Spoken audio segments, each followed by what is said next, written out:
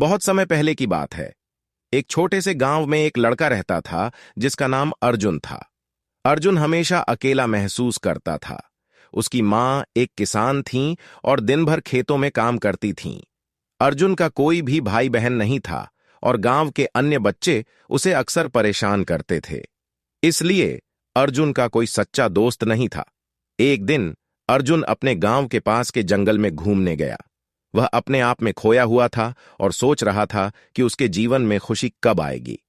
चलते चलते वह अचानक ठोकर खाकर गिर पड़ा। जब वह उठा तो उसने देखा कि जमीन में कुछ चमक रहा है।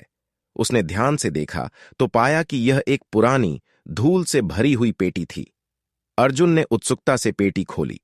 अंदर एक छोटा सा अद्भुत दिखने वाला रोबोट था। उस रोबोट की आंखें नीली चमकती थीं और वह बहुत ही प्यारा दिखता था। अर्जुन ने उसे उठाया और जैसे ही उसने उसके बटन को दबाया, रोबोट जाग उठा। नमस्ते, मैं तुम्हारा नया दोस्त हूं, रोबोट ने हंसते हुए कहा।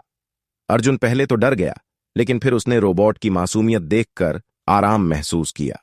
उसने पूछा, तुम कौन हो और तुम यहां क्या कर रहे हो? रोबोट ने उत्तर दिया, मेरा नाम जादूमान है। मैं एक जादुई रोबोट हूं और मुझे किसी खास व्यक्ति के लिए बनाया गया है जो अकेला है और सच्चे दोस्त की तलाश में है। और मुझे लगता है कि वह व्यक्ति तुम हो, अर्जुन। अर्जुन को विश्वास नहीं हो रहा था कि अब उसके पास एक दोस्त है।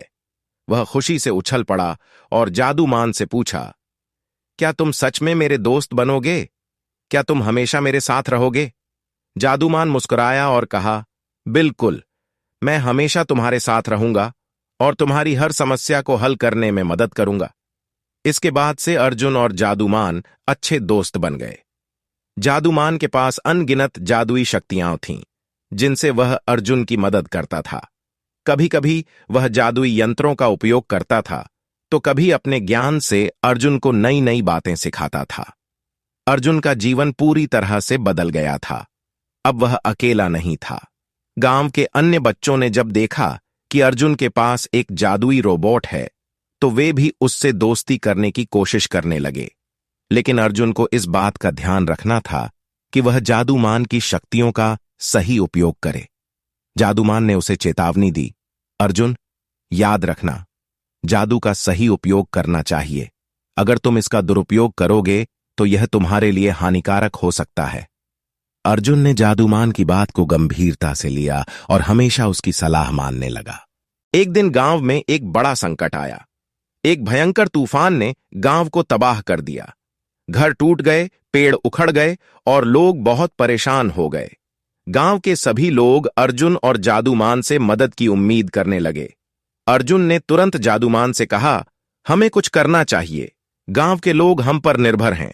जादूमान ने अपनी जादुई शक्तियों का उपयोग कर पूरे गांव को बचाने का प्रयास किया। उसने टूटे हुए घरों को ठीक किया, उखड़े हुए पेड़ों को वापस लगवाया और सभी को सुरक्षित स्थान पर पहुंचाया। लेकिन इस सब के बीच अर्जुन ने देखा कि जादूमान बहुत थक गया है। उसकी जादुई शक्तियों का अधिक उपयोग उसे कमजोर बना रहा था। अर्जुन को समझ में आ गया कि उसे अब जादूमान को आराम देना चाहिए।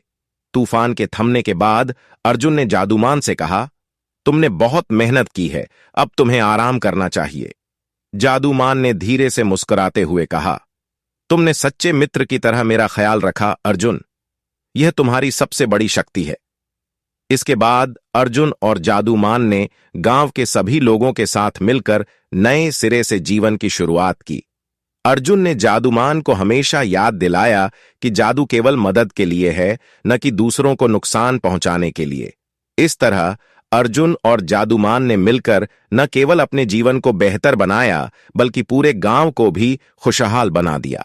और अर्जुन ने सीखा कि सच्ची दोस्ती और सही मार्गदर्शन से दुनिया की कोई भी समस्या हल की जा सकती है।